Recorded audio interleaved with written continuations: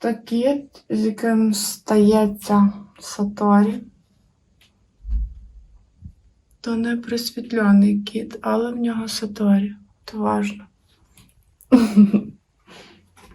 Так, ззаду нічого. А зараз я покажу, як малювати кота, з яким стається Саторі. Тому що це не те саме, що малювати просто кота.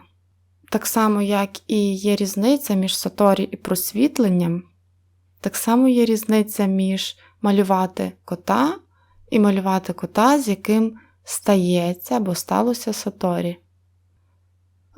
Це такий трошки жарт. Якщо ви не знаєте, що таке Саторі, можете забити в гуглі. Думаю, я так словами красиво не поясню, як написано там. Такий феномен, який стається з людиною, і вона його переживає.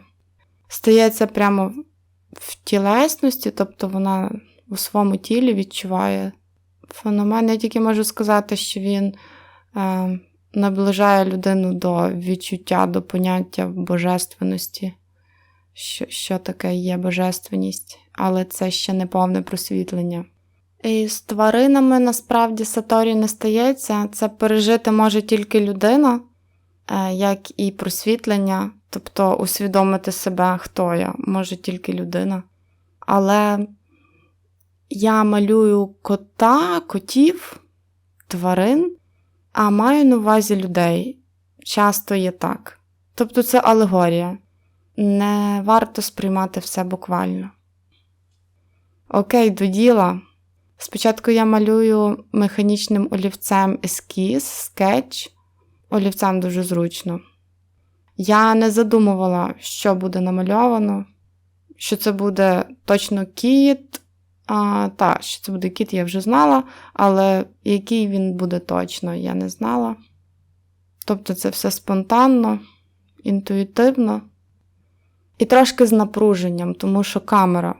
Без камери я малюю повільніше, я зупиняюсь. Мене нічого не напружує. Тому тут і не зазнятий повністю весь процес. Наприклад, як я малювала в кольорі, тут немає. І я не пришвидшувала.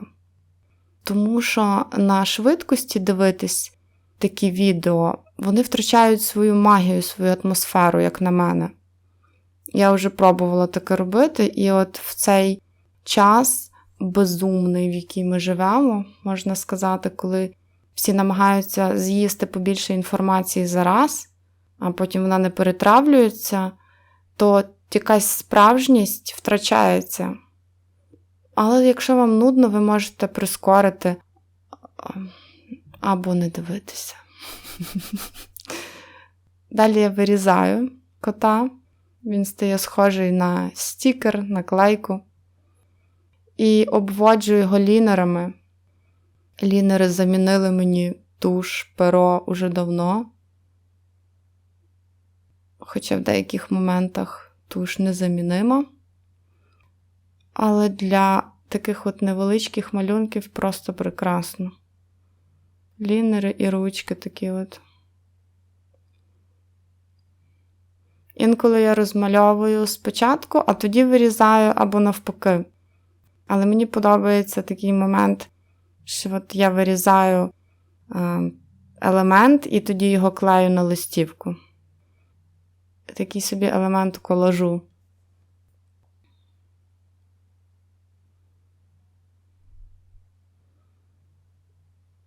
Отже, чим буде відрізнятися цей звичайний кіт від кота, з яким стається Саторі? Таке блаженний стан його накриває. Буде відрізнятися в кольорі. І далі ви побачите чому. Бачите, елемент магії. Кіт уже готовий. Повністю в кольорі.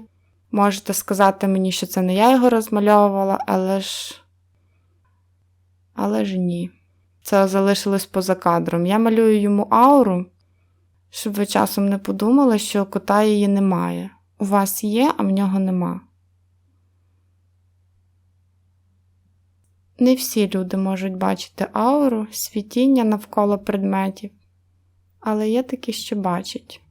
Я отак думаю, ефірні сили і аура – це одне і те ж. Мабуть, таки так, ефірне тіло у людини є. Ставлю маленький підпис. І залишилося кота приклеїти на фон. А ось і фон, який визначає феномен Саторі. Як я казала, кіт засвітився і возвисився. Залишилось приклеїти. На прикладі іншої листівки показую, як я це роблю.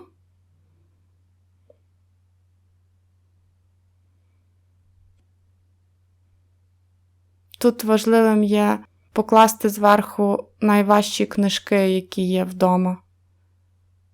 І готово.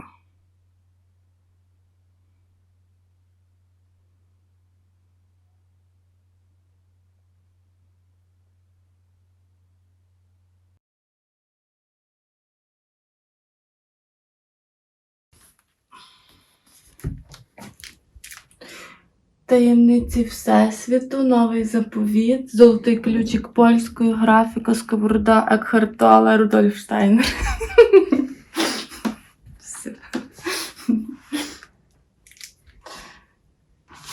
Jest krótka gotowa, tak? Так.